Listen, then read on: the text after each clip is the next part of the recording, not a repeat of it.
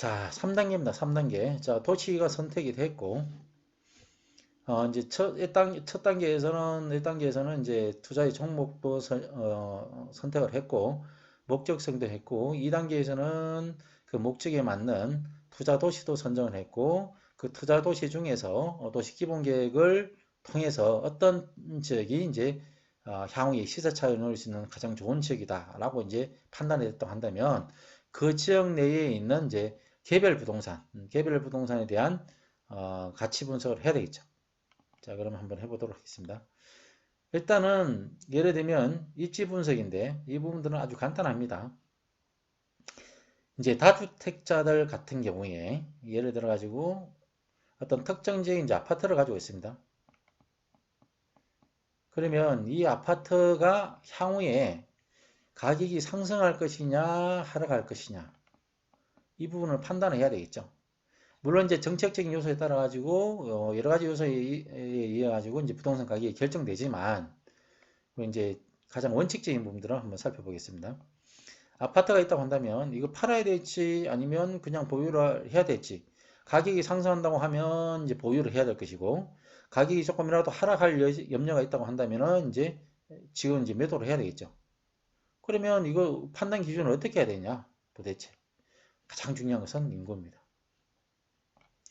부동산 가치는 인구가 이제 좌우를 하는 거예요. 인구가 결정하는 겁니다. 보시면은 부동산 가격이 높게 올라간다는 의미는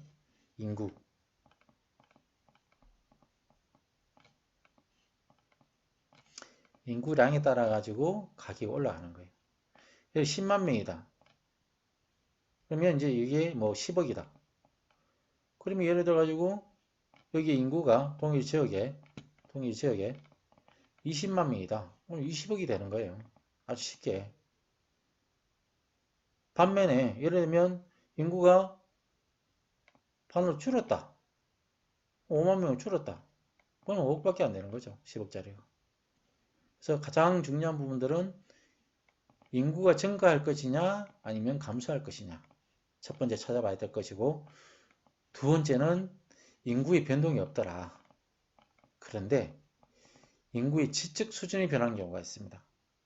다시 말해서 이 어떤 특정 지역에 이렇게 도시가 형성되어 있어요. 어떤 지역에. 근데 지금은 이제 낙후되어 있겠죠. 낙후되어 있어 가지고 저소득층들이 여기 살고 있습니다. 그런데 이걸 재개발이든 재건축을 통해 가지고 고급 주택, 고급 아파트 단지로 바뀌었어요. 그러면 인구의 질적 수준이 바뀌었죠. 그러면 이 질적 수준에 따라 소득 수준에 따라 가지고 부동산 가격도 상승을 하게 됩니다. 이 두 가지만 보시면 된다는 거죠. 그런데 인구가 증가가 되고 인구의 지적 수준이 높아지려고 하면 산업이 유치화돼야 됩니다. 산업을 유치를 하려고 하면 교통망의 확장이라든지 신설이 이어져야 된다는 거죠. 그리고 이제 기타 이제 환경적 요소라든지 교육적 요소라든지 이런 부분들도 이제 아울러 판단을 하게 된 거죠. 그래서 입지 분석은 가장 중심이 되는 부분들이 사람이다. 그럼 인구의 지적 수준도 이렇게 보시면 돼요. 어떤 부분이냐면 볼 수가 없으면 상권의 변화를 보시면 됩니다. 상권의 변화. 상권이 과거에는 분식집이 위주였다. 그런데 어느 날 보니까 상권의 업종이 점점 고급 음식점으로 바뀌더라고요. 그러면 이제 지적 수준이 높아지는 거죠. 그래서 이러한 부분들을 보고 이제 그 지역에 이제 부동산의 가치를 이제 평가를 할 수가 있습니다. 그 다음에 이제 그 투자를 할 때는 시세를 파악을 해야 되겠죠. 시세. 가격은 시세라는 부분들이 있고, 그 다음에 이제 실거래 가격이라는 게 있어요. 실거래 가격. 실제 거래 가격. 그 다음에 이제 공시지가 이런 부분들이 있고. 그런데 특히 이제 토지 투자하시는 분들이 공시지가를 기준으로 해서 시세를 판단을 하려고 합니다. 이거는 이제 조금 이제 초보자들이 이제 범하기 쉬운 실수인데, 공시지가 대비해서 실제 시세는 굉장히 차이가 많이 납니다. 공시지가는 이제 각종 이제 조세 부담을 하기 위한 기준이 되는 부분들이고, 실거래에서는 이제 공시지가는 크게 중요하지는 않습니다. 근데 이제 공시지가 대비해서 공시지가보다도 이제 낮게 나온 거면 굉장히 싸다 이런 생각을 가지는데 결코 그렇지는 않습니다. 그다음에 이제 감정평가 가격도 있고 이렇게 있는데 우리가 가격에서 가격의 함정들을 잘 살펴봐야 된다는 거죠. 왜냐면 이 시세라는 부분들은 누가 조정을 하냐면 공급자가 하는 거예요. 내가 얼마에 팔겠다라고 이야기하는 것이고 그러면 수요자가 있죠. 수요자. 매수자가 있죠. 수요자는 이 공급가를 기준으로 해서 제시한 매도자가 제시한 이 공급가를 중심으로 해서 이제 협상을 하게 되죠. 협상을 하게 되는데 1차적인 협상은 대표적으로 이제 그 지역에 있는 공인중개사가 많이 하게 됩니다. 공인중개사가 많이 하게 되는데 이 공인중개사가 1차적으로 이제 뭐 가격이 예를 들면 뭐 10억을 받아달라고 하면 공인중개사가 조금 뭐 주변에 이제 시세를 이야기하면서 조금 10원 좀 부담이 된다. 그러면 한 9억 정도에 내놓으면은 팔릴 수 있겠다. 뭐 이렇게 이제 조정을 하겠죠. 그리고 이제 매수자가 오면은 매수자하고 또 2차적으로 이제 가격 조정이 되는데 이러한 부분들은 이제 사실상으로 이제 그 객관적 기준이 아니에요. 이 가격에 관련된 객관적 기준이 아니라 협상에 의해서 지금 가격이 결정이 된다 이렇게 보시면 됩니다. 그래서 협상을 어떻게 잘 하느냐가 이제 가격적인 부분도 굉장히 중요한데 이 감정평가에 대해서 한번 말씀을 드리면 감정평가는 뭐 여러 가지 이제 보상을 하기 위한 부분도 있고 감정평가를 하는 경우는 이제 토지가 소유됐을 때 보상 부동산의 보상 그 다음에 두 번째는 이제 대출 받을 때 그 다음에 세 번째는 은행에서 잠깐 뭐죠 경매를 할 때 법원에서 하는 법원 경매 법원 감정이 있고 이건 이제 은행에서는 대출 감정 그 다음에 이제 수용할 때 보상 감정 이런 뭐 세 가지 크게 세 가지로 이렇게 나눠지는데 개인이 하는 감정도 있습니다. 개인 감정을 할 수도 있는데 좀 특징이 있습니다.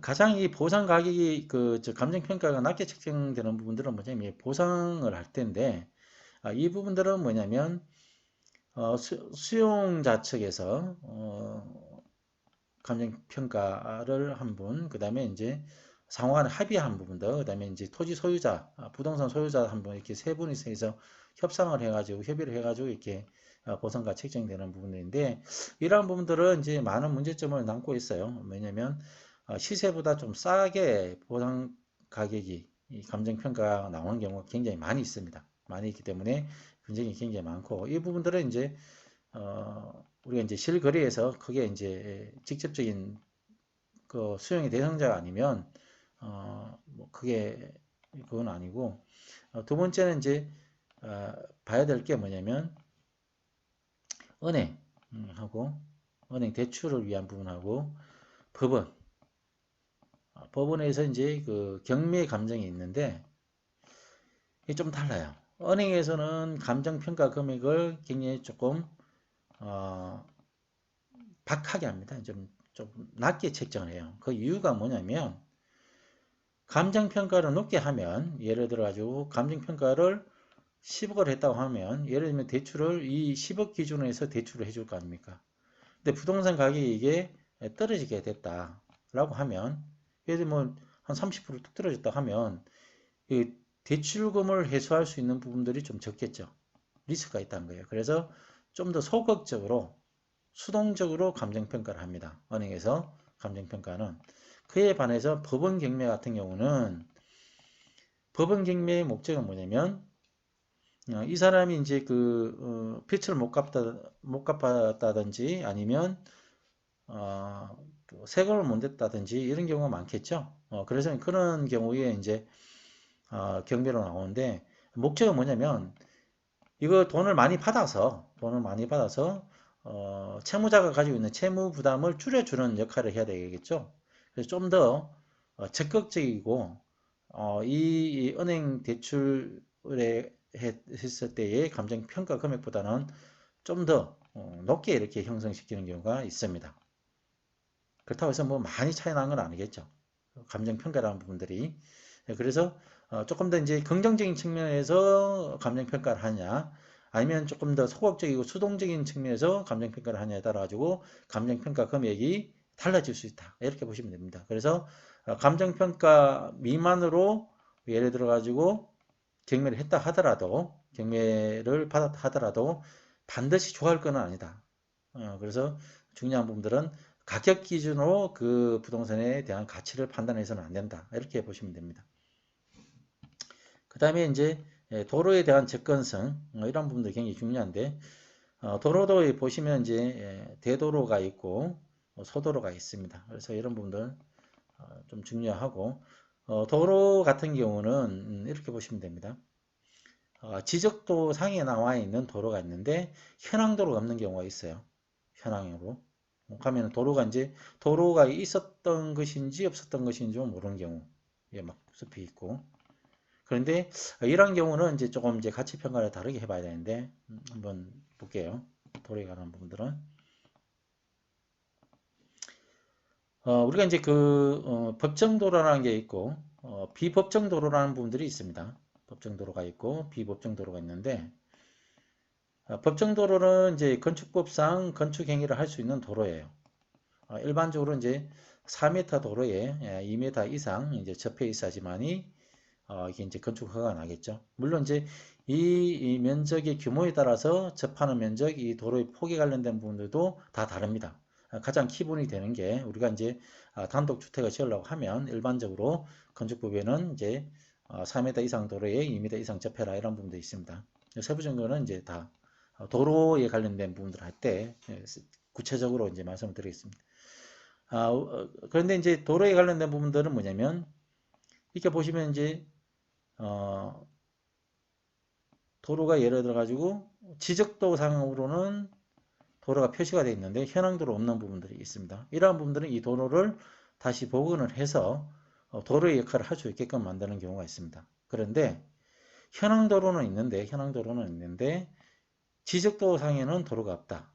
소위 말해서 농로 같은 거 이렇게 보면은 있어요. 마을길 같은 것도 있고 서로 같은 게 이렇게 있는데, 이러한 부분들은 이제 평가를 해봐야 되는 겁니다. 이게 도로로서 건축 허가를 받을 수 있느냐 없느냐 하는 부분들은 지자체에다 문의를 해봐야 됩니다. 이게 도로가 있다고 해가지고 이렇게 막 그 건물을 지으려고, 건물 지을 목적으로 이제 샀다, 주택을 지으려고 뭐 전원주택이라 했다면은 건축 허가가 안 나면은 이건 맹지이죠. 사실상 맹지가 되는 부분들이고, 실제로 이제 도로가 있다 하더라도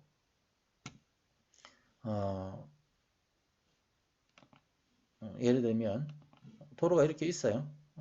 이렇게 있는데 땅이 이렇게 있습니다.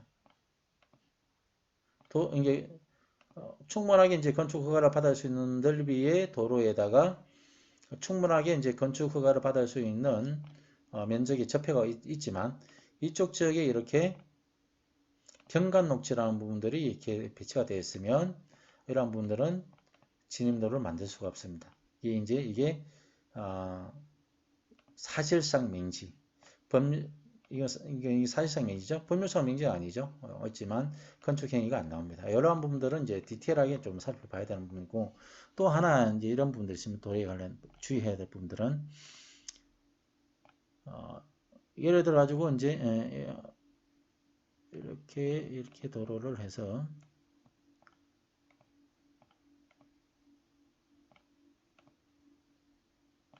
이렇게 있으면 이게 이제 개인이 이제 개발 행위를 통해서 여기 이제 공유 지분자들이 공유로 해서 이 도로를 이렇게 만들어 놨습니다. 그러면 이 사람들은 이 도로를 이용해서 이제 건축을 할 수가 있겠죠. 건축을 할 수 있는데, 이 도로는 설사 이 도로하고 이거는 이제 이 개발 색트에 안 들어간 도로예요. 안 들어가 있지만 도로 연결되어 있을 수가 있습니다. 근데 이 사람은 이 도로를 통해서 건축 허가를 못 받습니다.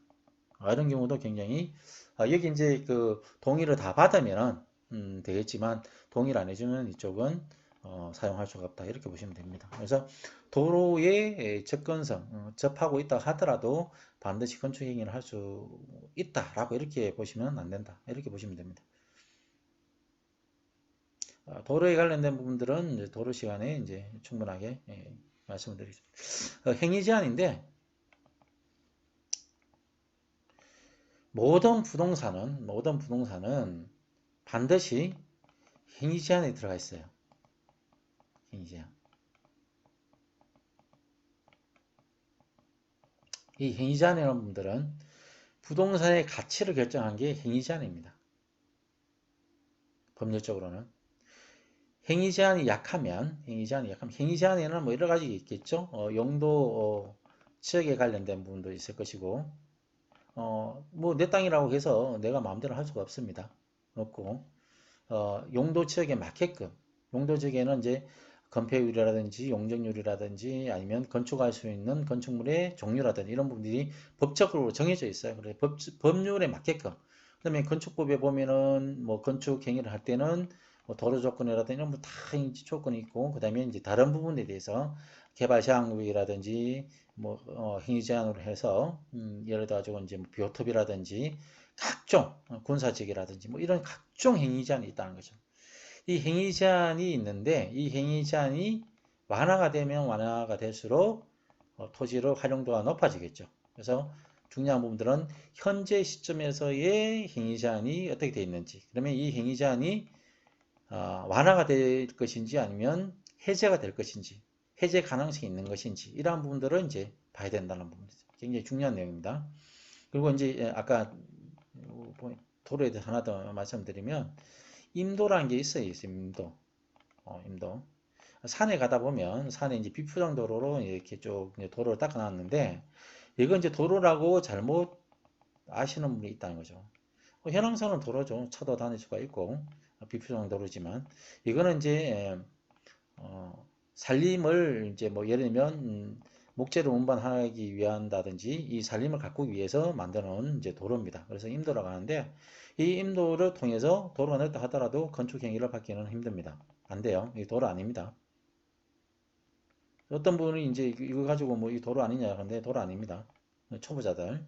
그리고 이제 임도도 이제 그 임업용 주택이라든지 뭐 이런 부분들은 이제 가능하겠지만 다른 부분들은 임도를 활용해 가지고 건축 행위를 건축 허가를 받기는 굉장히 어렵다 이렇게 보시면 되고 가장 중요한 것은 이제 동선 분석입니다. 동선 분석인데 자 이곳은 이제 춘천에 있는 우두 택지지구입니다. 원래 이 지역 전체가 이제 이 하우스를 통해 가지고 농지로 이렇게 활용이 되어 있었고 이게 이제 과거 이제 생선 녹지로 되어 있었습니다. 이쪽도 이제 생선 녹지였고 이쪽에도 똑같이 이제 농사를 짓고 있었어요. 그런데 이제 이 부분이 이렇게 과거에 이렇게 이런 형태로 이제 택지지구가 이제 되고 그 이후에는 이렇게 이제 지구가 이제 최종적으로 이제 확정이 됐죠. 이 부분들은 제외하고 그래서 이제 변화를 보겠습니다. 만약에 여기 이제 이러한 농지에 이제 택지지구가 조성이 되면 이 주변 지역과 이 주변 지역, 이 주변 지역, 이 주변 지역은 다 여기 영향을 받아서 택지지구가 조성이 되어 있으면 이게 생산 녹지에 있는 것 같으면 택지지구에서 예를 들어 가지고 이런 쪽, 이런 쪽, 이런 쪽이 이제 덩달아 이제 발전이 되는 거죠. 근데 이제 중요한 부분들은 여기 강이 있다는 부분들이고 이 강이 있다는 부분들이고 그래서 이쪽에 이제 개발축은 이렇게 형성이 된다 이렇게 보시면 됩니다. 이렇게 그러면 어떻게 변화되는지 한번 볼까요?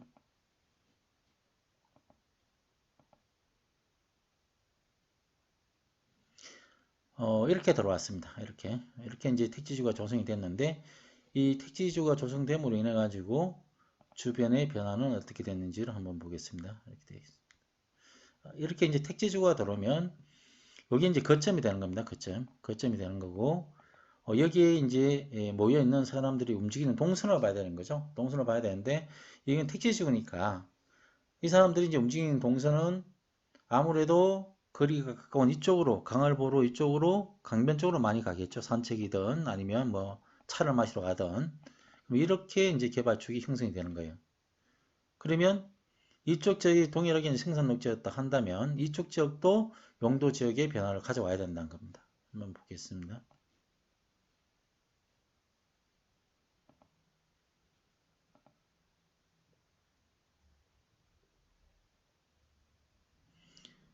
자, 보시면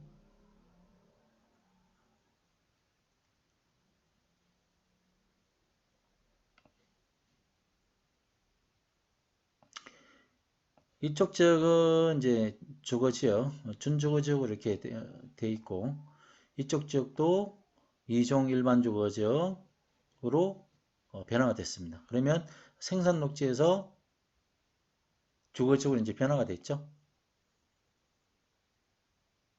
지금도 보시면 여기에 맹지예요. 맹지지만 용도 지역이 생산 녹지에서 2종이라든지 1종이라든지 주거지역으로 변경됨으로 인해 가지고 높은 시세 차익을 얻을 수가 있었다. 그래서 이런 부분들은 뭐냐면 택지주가 들어옴으로 인해 가지고 이쪽 지역도 영향을 줘서 개별적인 개발되지 않는 지역도 이렇게 용도 지역이 변화가 됨으로 인해 가지고 높은 시세 차익을 얻을 수 있는 사례가 이러한 부분들입니다.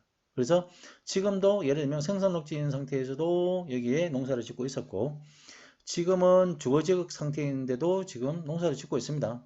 땅의 형태는 변함이 없어요. 똑같습니다. 과거나 지금이나 이렇게 돼 있겠죠? 똑같이 이렇게 농사를 비닐하우스에 농사 짓고 있습니다. 근데 중요한 부분은 뭐예요? 땅은 똑같지만 신분이 변화가 됨으로 인해 가지고 가치가 상승이 됐다. 이게 이제 2단계. 처음에는 이제 주변 현황에 따라 가지고 택지지구가 들어옴으로 인해 가지고 생산 녹지인 상태에서도 가격이 오른 거고 두 번째는 실질적으로 이제 행위 제한이 변화가 가져왔죠. 법률적 변화. 예를 들면 생산 녹지에서 이게 그 주거지로 바뀌었기 때문에 이제 법률적으로도 이제 변화가 왔습니다. 그래서 여기는 택지지가 조성이 됨으로 인해 가지고 주변 영향에 따라 가지고 이제 시세 차익을 한번 볼 수가 있었고 두 번째는 용도 지역이 변함으로 인해 가지고 또 시세 차익을 변화에 따라 가지고 가격을 이제 높게 상승이 됐기 때문에 볼 수가 있었고 세 번째는 여기 이제 가로망 세로망의 도로망이 완성이 되면 물리적 변화로 인해 가지고 건물이 치어서 개발 이익을 볼 수 있는 지역이 이렇게 요런 지역이다. 그래서 이러한 부분은 이제 순차적으로 이런 대규모의 택지 단지가 조성이 되면 이렇게 1단계는 택지 단지가 조성이 됨으로 인해 가지고의 기대 심리에 따라서 가격 상승. 두 번째, 실제적으로 법률적 변화를 통해서 가격 상승. 세 번째는 여기에 입주가 다 되고 이 수요가 실제적으로 상권의 수요로서 이제 전환되는 시점이 되면 이게 물리적 변화를 통해 가지고 개발을 통해 가지고 예를 들면 이제 카페를 만든다든지 뭐 이런 부분들을 해서 개발 이익을 영업이익을 얻을 수 있는 3단계를 거쳐 가지고 이렇게 이제 개발이 된다 이렇게 보시면 됩니다. 그래서 투자라는 분들은 처음에 단계별로 이런 부분들 이제 여기에는 맹지에도 상관이 없었어요. 맹지. 예를 들면 우리가 소위 말해서 부동산을 투자할 때 맹지는 전부 다 쓸모없는 땅이다. 맹지는 절대적으로 투자하지 마라. 이렇게 이야기하는데 이런 부분들 이제 시세 차익을 목적으로 할 때는 이렇게 맹지든 이런 부분들보다는 맹지 아닌 게 좋겠죠. 예를 들면 이 도로를 물고 있는 땅들을 훨씬 더 이제 그 매도하기도 좋고 활용도도 높겠죠. 가치가 높겠죠. 하지만 이 안쪽에 있다 하더라도 이제 시세차익을 노릴 수 있는 부분들이기 때문에 중요한 부분은 도로 기준으로 맹지이기 때문에 투자 가치가 없다. 맹지가 아니어서 투자 가치가 있다. 이런 단편적인 기준을 가지고 투자를 해서는 안 된다. 그래서 이 종합적으로 이런 전체적인 흐름을 보고 투자를 하게 되면 시간적 차임에 따라 가지고 순차적으로 투자 수익을 올릴 수 있는 그런 방법이 있기 때문에 탄력적으로 좀 접근해야 된다. 시세 차익을 할 때는 그런 말씀을 좀 드리겠습니다. 자, 이곳은 이제 그 역사 주변입니다. 역사 주변인데 여기 이제 SRT 평택 지제역이 이렇게 들어갔습니다. 들어가 있고 이쪽은 이제 요건 이제 농림 지역이고 이렇게 이제 농림 지역이고 과거에 여기도 이제 생산 녹지인가 그랬습니다. 보시면 그럼 이제 역사가 이렇게 들으면 방향을 선택을 해야 되겠죠. 방향을 어디로 선택할 것이냐. 만약에 이제 역사가 들어옴으로 인해 가지고 주변 지역이 개발되는 사실은 알고 있습니다. 알고 있는데 이쪽으로 투자를 할 것이냐, 이쪽으로 투자를 할 것이냐, 개발의 방향을 설정을 해야 되겠죠. 그럼 이제 가장 먼저 이런 부분들을 보면 여기 1차적으로 사람들이 많이 모이죠. 교통의 결절지 부분들, 이러한 부분들이 이제 거점이라고 말씀드렸고, 대표적으로 나들목, 역사가 들어온 거. 그러면 이쪽으로 투자할 것이냐, 이쪽 방향을 갈 것이냐, 개발의 축이 이쪽으로 될 것이냐, 이쪽으로 될 것이냐. 자, 한번 선택을 한번 해보세요. 여러분들도. 두 번째 찾아야 될 게, 이 역사가 들어오는 부분들은 주변 지역하고 이 연계성이 굉장히 중요하겠죠. 중요하기 때문에 여기에 목표점을 찾는 겁니다. 목표점은 산업단지라든지 택지지구가 되는 거예요. 그래서 보시면은 여기에 산업단지가 있고, 기존의 산업단지가 있고, 여기에 산업단지가 있고, 이쪽에 평택의 이제 구도심입니다. 결론적으로는 이 평택역을, 평택 지제역을 이용하는 사람들의 가장 수요가 많은 지역은 이쪽이겠죠. 이쪽. 그러면 개발의 우선순위를 보면 가장 개발이 필요한 건 여기 이제 현재 이제 수요가 있으니까 이쪽부터 우선된다는 거예요. 이쪽보다는.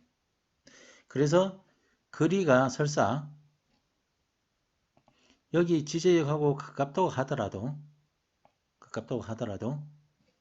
한번 다시 볼게요.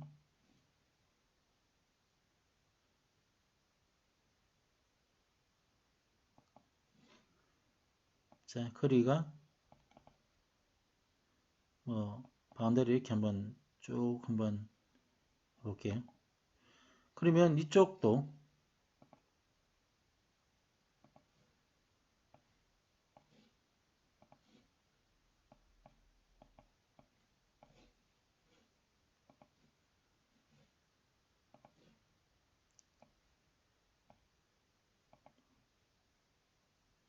자 800m 되어 있습니다. 그럼 이쪽으로 우선적으로 투자하는 게 좋겠습니까? 이쪽으로 하는 게 좋겠습니까? 저는 이쪽이 좋다고 봅니다. 거리가 멀다고 하더라도. 왜 그러냐면 개발의 우선순위가 이쪽으로 우선순위가 형성이 된다는 거예요. 그래서 한번 현재 시점을 한번 살펴볼까요? 이렇게 돼 있죠. 우선순위. 그래서 이쪽 지역을 중심으로 해서 개발이 이제 한창 진행이 되고 있습니다. 생산 녹지네요. 생산 녹지, 자연 녹지고 이러한 부분들이 이제 현재는 이제 상업 지역으로 바뀌고 주거 지역으로 바뀌고 해서 이제 개발이 된 지역입니다. 여기 지금 현재는 이제 아파트가 다 들어와 있어요. 그래서 중요한 부분들은 우리가 투자를 할 때 가장 중요한 부분들은 뭐냐면 개발축을 어디로 삼느냐. 아주 개발축은 간단합니다. 거점을 찾고 목표점을 찾는 것이 중요하겠죠. 그러면 거점과 목표점을 이용하는 이 주동선이 이제 개발축이 형성이 되면서 개발이 된다. 이렇게 보시면 됩니다. 물론 이쪽 지역도 여기 개발이 이제 다 되고 나면 이쪽도 개발이 됩니다. 안 되는 게 아니에요. 이쪽도 이제 투자가치 경쟁력이 높은 지역 중에 하나입니다. 이쪽 지역도.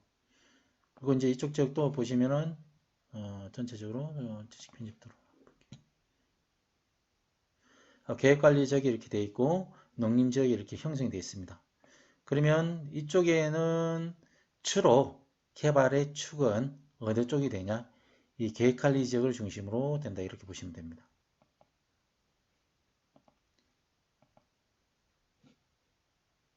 계획관리 지역.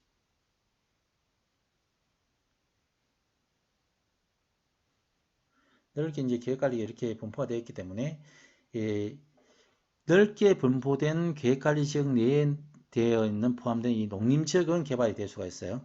하지만 이 계획관리 지역하고 농림 지역이 이렇게 분포가 되어 있는 부분들, 이렇게 되어 있는 이러한 부분들은 여기 계획관리 지역이라든지 이거는 체계적인 개발이 되기가 힘들다 이렇게 보시면 됩니다. 그래서 투자를 한다고 한다면 이쪽에 계획관리 지역을 중심으로 해야 되지 이 농림 지역을 중심으로 투자해서는 리스크가 굉장히 크다 이렇게 보시면 됩니다. 이 부분들은 나중에 개발의 순위가 1순위, 2순위 이 부분들은 개발의 리스크가 굉장히 크다. 농림지역. 왜냐하면 농림지역으로 이제 넓게 분포되어 있기 때문에. 그래서 이걸 농림지역을 다른 용도지역으로 변경하기 굉장히 힘듭니다. 하지만 이제 계획관리지역은 도시화가 진행이 되면 주거용지라든지 아니면 산업용지라든지 이런 부분들로 이제 용도지역이 변경이 될 수 있지만 농림지역을 다른 지역으로 용도지역을 뭐 주거지역을 변경한다 이런 부분들은 굉장히 어렵습니다. 왜냐하면 농림지역 자체는 농사를 짓기 위한 부분들이기 때문에 될 수 있는 데는 이제 보존의 원칙이 있기 때문에 그렇습니다. 그래서 투자를 할 때는 이러한 형태로 우선순위 여기 거점,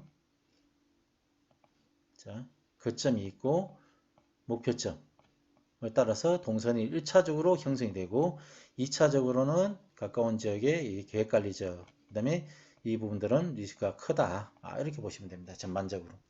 그래서 이런 원칙을 가지고 원리를 알면 부동산 투자도 굉장히 쉽게 하실 수가 있다. 이렇게 보시면 됩니다. 예, 감사합니다.